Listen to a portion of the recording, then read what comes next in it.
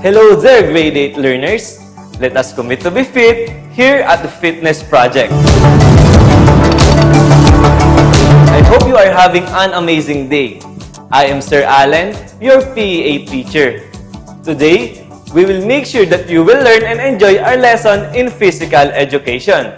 So, go get your pen and paper as we learn about the ways of how we keep our body, our mind, and our spirit in shape. In the previous episodes of the Fitness Project, we managed to define physical fitness, identify and describe the components of health and skill-related fitness, and set goals based on assessment results. For today's objective, we will prepare a physical activities program. But before that, let us recall our last topic through this game. In this game, you will see 4 pictures or images, and your task is to guess what the word is from the set of letters given below the pictures. I will give you 5 seconds to answer each item. Are you ready? Let us start. Here's the first set of pictures.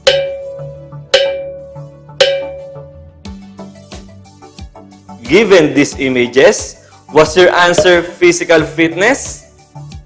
That is correct. Physical fitness is the ability of your body systems to work together efficiently to allow you to be healthy and perform activities of daily living. Here are the next set of pictures.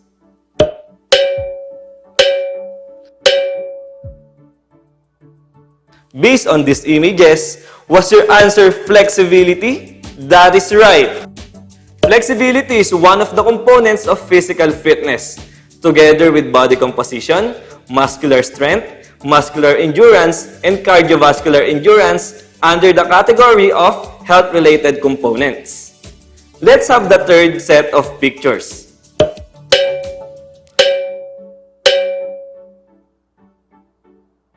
If your answer is SMART, you are correct.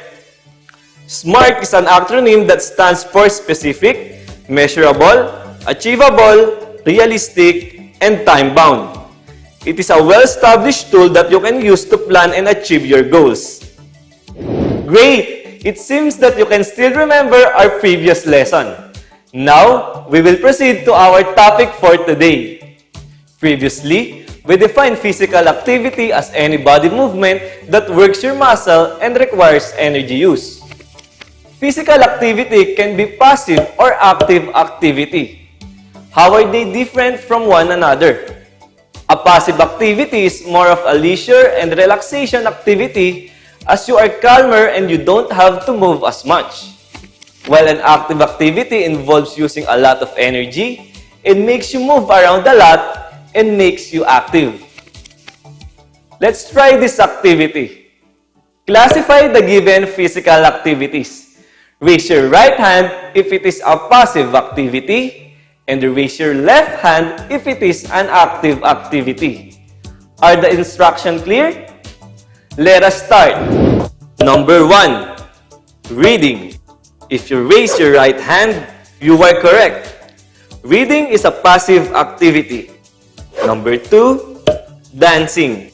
The correct answer is active, so you are correct if you raise your left hand.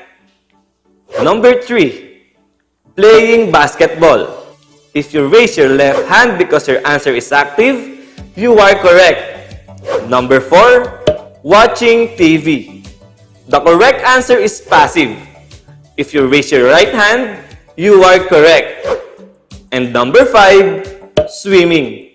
If you raise your left hand, you are correct. The right answer is active. What was your result? If you got a perfect score, that's great.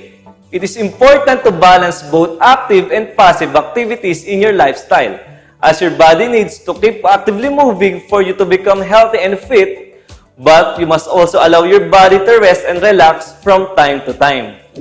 From the first 2 modules, you had set your fitness goals based on the physical fitness assessment results and plan a physical activity program that will help you achieve your set goals. Remember that when we created the physical activity program, we considered the FIT principle. We already knew that FIT is an acronym that stands for frequency, or how often you exercise, intensity, or how hard one exercises, time, or how long you exercise, and type, or what kind of exercise you do. This principle helps us in creating a workout plan that will be more effective in reaching the desired fitness goals. Observe the given example. This workout program focuses on the development of the upper body muscles. Remember that this method depends on a variety of factors. It is important to keep in mind that one's fitness goals will be different based on one's age, sex, current fitness level, and available resources. To design an optimal exercise program, workout, or training schedule, a coach or athlete should stick to the following 6 fundamental principles of exercise science. These training principles must be followed in order to get the most from exercise programs and improve both physical fitness and sports performance. First, the principle of individual differences. This is another way of saying one size doesn't fit all. The principle simply means that because we all are unique individuals, we will all have a slightly different response to an exercise program. Some of these differences have to do with body size and shape, genetics, experience, chronic condition, injuries, and even gender. Well-designed exercise programs should be based on our individual differences and responses to exercise. Second, the principle of overload. The exercise science principle of overload states that a greater than normal stress or load on the body is required for training adaptation to take place. What this means is that in order to improve our fitness, strength, or endurance, we need to increase the workload accordingly. This could mean lifting more weights or doing high-intensity interval training workouts. Third, the principle of progression. The principle of progression implies that an optimal level of overload should be achieved in an optimal time frame. In other words, train too slowly and improvement is unlikely. Overload too quickly and you'll injure yourself. This principle also stresses the need for proper rest and recovery. Continual stress on the body and constant overload will result in exhaustion and injury.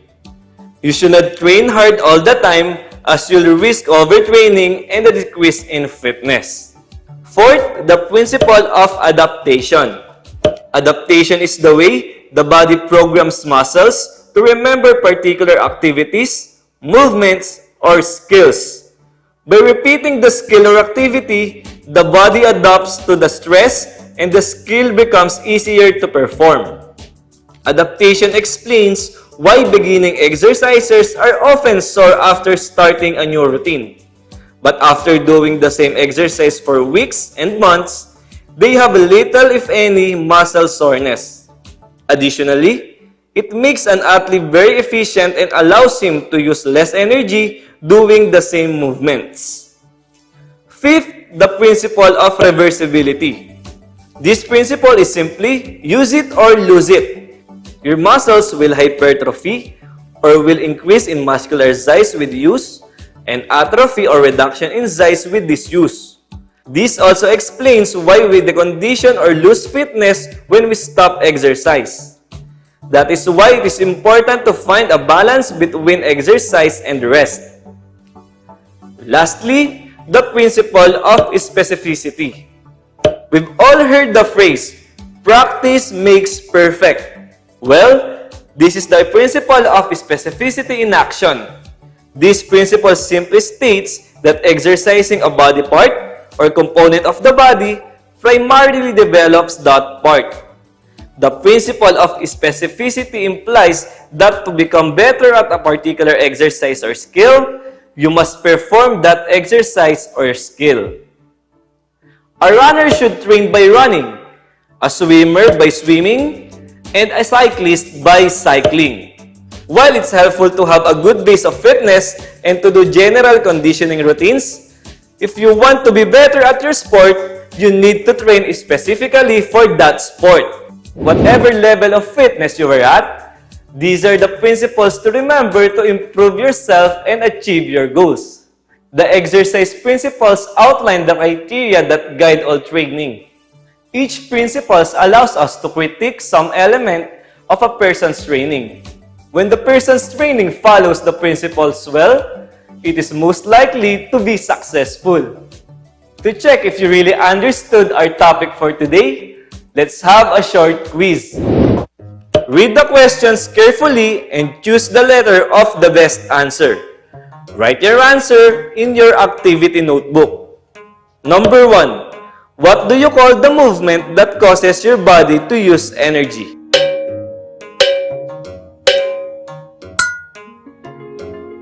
What kind of physical activities are biking, running, and swimming?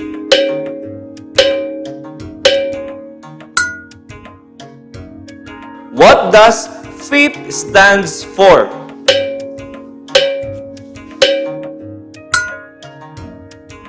Which principle dictates that athletes lose the beneficial effects of training when they stop working out?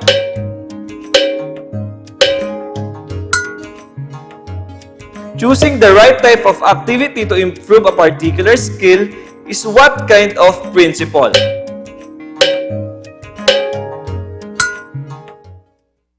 How well did you do? If you were able to get all the correct answers, you did an awesome job. If not, no worries, for there is always a next time. For your assignment, guided by the FIT method and 6 principles of training, you are going to create your own physical activity program that will improve and sustain your fitness. You may follow this format or create your own as long as you meet the required elements of your plan. You will also need to create a 1-minute video of yourself doing the task found in your crafted physical activity program plan.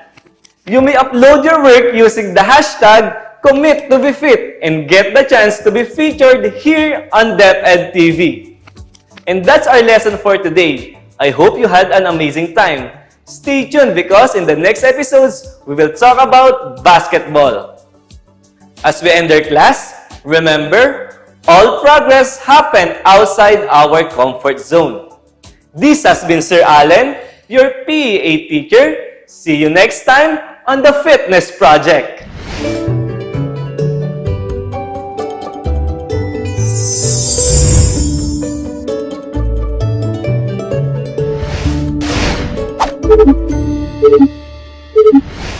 Good day, world changers! I am your Health Aid teacher, Teacher Mary Ann Oblihan, and today we will tackle more about family here in Health Education. Health education for a healthier nation.